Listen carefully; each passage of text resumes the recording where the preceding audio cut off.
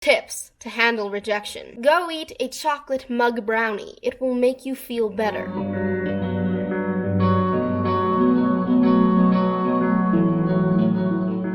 Hello, here we are again. So I did try something new today. I put this here camera on that there tripod and then put that there tripod right here. And then it was facing like my bookshelves, so I sat on my bed and like talked to the camera. But it didn't work out. The exposure was just too much. So here we are. My name is Maya. Welcome to my channel. Today we are going to be talking about writing, rejection, and a case study, Stephen King. Recently, Stephen King has become one of my favorite authors of all time, not only because I adored Pet Sematary to bits and pieces, but also because of what he pulled on Twitter with J.K. Rowling. That was priceless. Look it up if you don't know what I'm talking about. Or don't, because J.K. Rowling's tweets will hopefully infuriate you. Yes, I did cut my hair. Again, if I were braver, it would be shorter. It would be like a Ruby Rose look, but unfortunately, I am terrified of school pictures, and those are coming up, so I couldn't be too brave. If you are a human being, you probably know what it feels like to be rejected. It kinda sucks, it kinda hurts, whether that be in your personal life, or in an art form, or in an academic setting, really anywhere, rejection sucks across the board. Personally, however, I think rejection specifically sucks when it's regarding something that you have made or put effort into.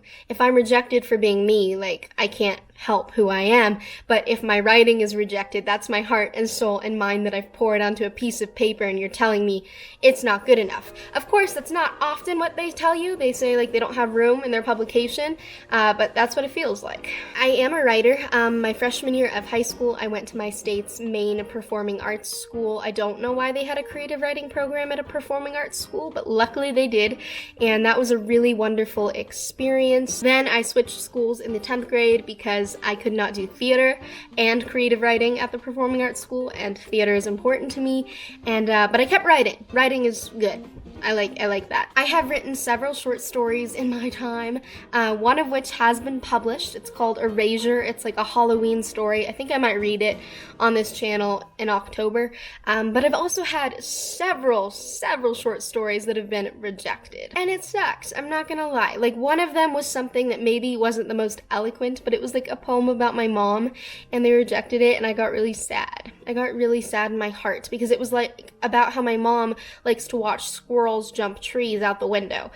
Now that I'm saying that, I realize that maybe that's not the most riveting thing to write about, but at the time, it sounded great. Anyway, I'm sure you too have faced rejection in some way: sports, art, anything in between, and today I really want to talk about the power of rejection, and in particular how rejection applies to one writer, Stephen King. When I were but a young wee lass, I read On Writing by Stephen King. I did not finish it because I only read the memoir section, but I think I'm going to go back to it soon. In the memoir section, King chronicles not only his life and his childhood, but also his journey with the written word. When he was younger, he would write short stories, try to publish them in a magazine or something.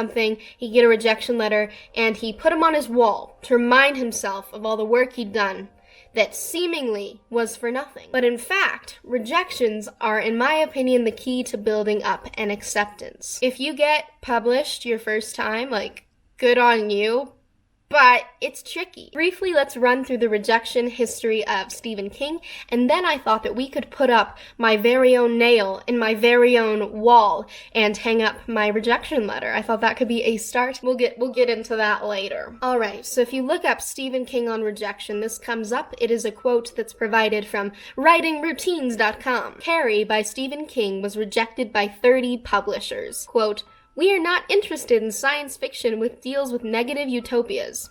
They do not sell." What is a negative utopia? A dystopia is a community or society that is undesirable or frightening. One letter said. It was finally published in 1974. When the paperback version was released a year later, it sold over 1 million copies in 12 months. In On Writing, Stephen King says that at the age of 14, quote, "The nail in my wall would no longer support the weight of the rejection slips impaled upon it. I replaced the nail with a spike and kept writing." So that's fun. Now, why don't we read the rejection that I received from the Blue Marble Review that we will then place on my wall? We can do our own nail. "Hi, Maya. Thanks for taking the time to send us your poem, Sticky. Lots of great images in your writing. While we don't have a spot for it this time around, we hope to encourage you to keep writing and keep us in mind when you have more work to send. So a pretty generic, I am going to print out said rejection letter, and we, me and you and me, are going to hang it up on my wall, and I'm going to start my very own rejection display. Printing in process. Progress? Progress. Okay, I'm going to go grab that piece of paper.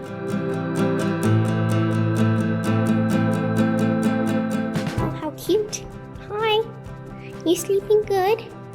Excuse me.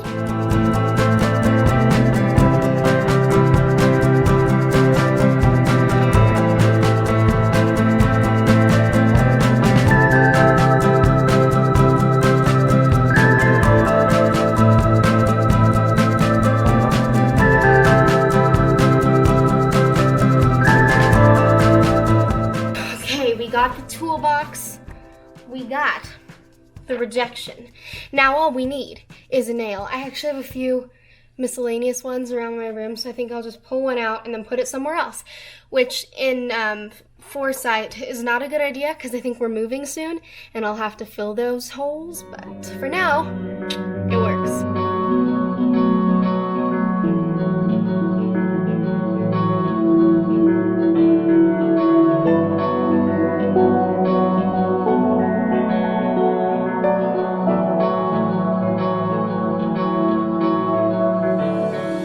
I don't know where I want my rejection thing to go.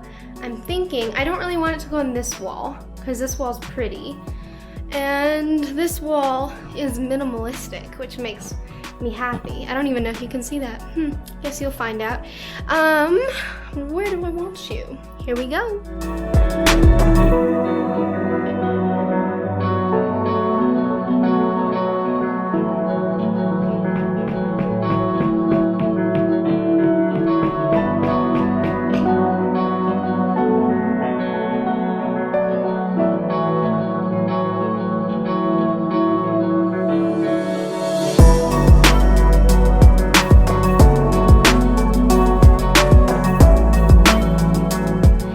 As you can see, I left plenty of room on the nail for future rejection slips, not only because I know there will be many of them, but also because I want to encourage myself to write more. And as I tend to write here at my desk, if I turn my head just so to the left, I will see my rejection slip pile, and I will hopefully be encouraged to write more and write better. Thank you so much for watching this video, everyone. Of course, I'm not sure if the writing thing will apply to everyone, but I know that there is some facet of your life and from which you've been rejected. And so I hope that on that level, we can all connect. Yeah, I'm excited. I'm mildly worried that my ceiling fan will like blow off that piece of paper in the middle of the night, and then I'll be terrified. But we'll hope for the best. I hope you're all having a wonderful, wonderful week. This is my first week back at school. More on that on Saturday.